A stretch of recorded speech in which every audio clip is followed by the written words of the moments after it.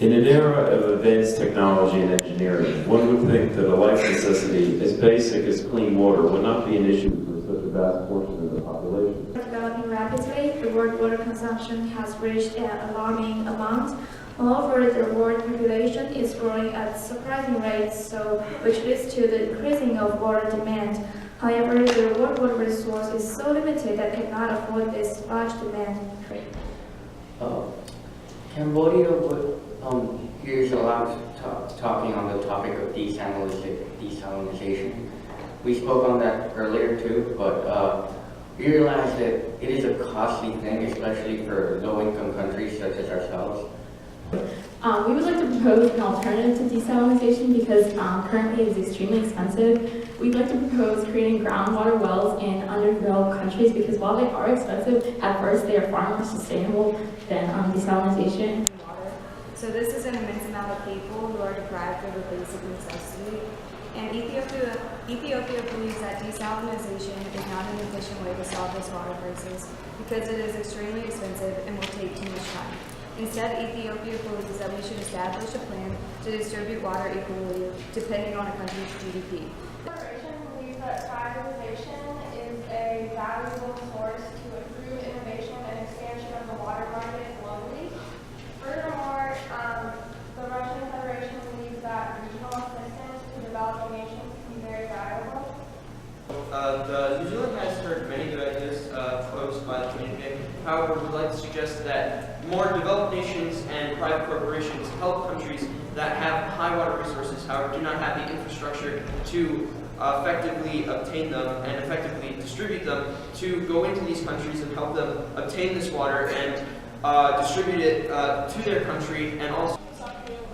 One of the causes of the water crisis is climate change. It's a leading factor to the depletion of the water source, and one of the problems is with less precipitation, water becomes more scarce, and people are forced to find water in unsanitary sources. The previous elders have said that these issues are purely regional, and Syria would have to disagree with that. While there are some situations such as climate that are based on region, there are some issues that are universal. Climate change is a huge problem in this. And if you look at the nations that are causing climate change largely, and if you look at the nations that are affected, there's a great disparity. African nations are the ones most affected by climate change and contribute less than 5% of CO2 emissions globally.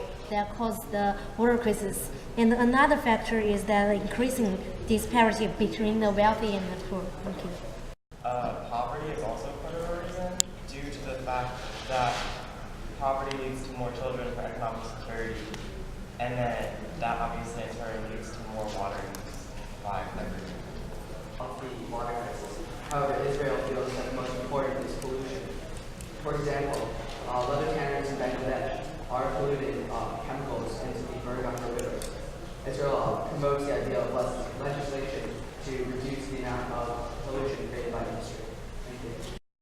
Cambodia would just like to say that though we believe that climate change is one of the root causes, we believe that overconsumption by certain nations is a bigger cause. Like, I'm not trying to put Canada out there, but Canada has 0.5 or 1% of the world's population, and yet it uses 7% of the world's water, which is equivalent to what China uses. And China has over a fifth. What does that tell you? There's no other way to plan for the future right now than to set up obvious ideas for exploration, expansion, and set up colonies on Mars in order to continue human life, because as we know it, our world may become polluted tomorrow and we might not be able to survive. We need to have a backup plan, a plan B, something to instill reassurance in the lives of the American people. Thank you. I yield my time for this. Netherlands. So, obviously looking at Mars, there's a lot of... Decorum. Okay, looking at Mars, a lot of the water is indeed frozen, and we don't know exactly which chemicals could be exactly in the water, if it's sustainable for human life. So, how would you exactly fund for testing that? In fact, last week, Ban Ki-moon and my president, we were actually joking about this. We will I believe that he told us that we would be able to send scientists up there to Mars first with the initial inhabitants there to check it out and check all the water, make sure that this place is going to be safe. But he reassured all of us and assured us that this is all going to be fine and it would work. Israel.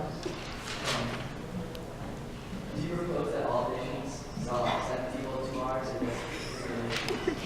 Well, we think that it's a personal preference, but as of right now, it's pretty much going to be a first come, first serve. I mean, the nations that want to go up there first, they can go, but it's the people's choice. I think that it's a great choice because it's going, or we think that it's a great choice because it's going to just establish that foundation and point in the elements of all lives.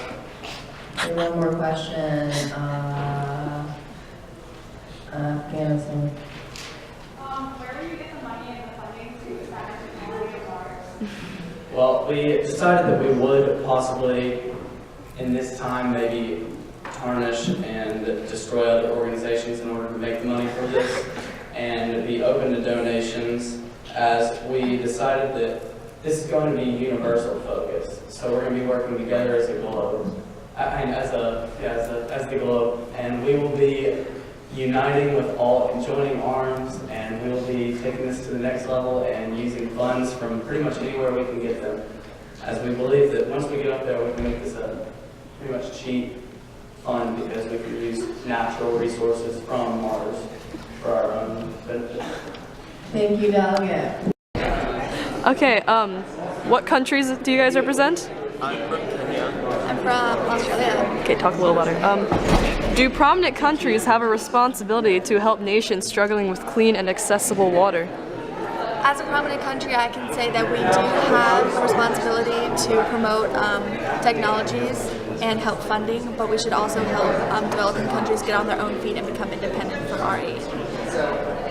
I do strongly believe that prominent countries need to help, obviously because I'm Kenya and we are a developing country. Okay. So yeah. Is there a specific policy you believe will improve your country's situation? Well, Australia is actually using technologies already, such as desalination, and also using natural filtration systems, such as our wetlands, because we have a diverse environment. Could you repeat the question? Is there a specific policy you believe will improve your country's situation?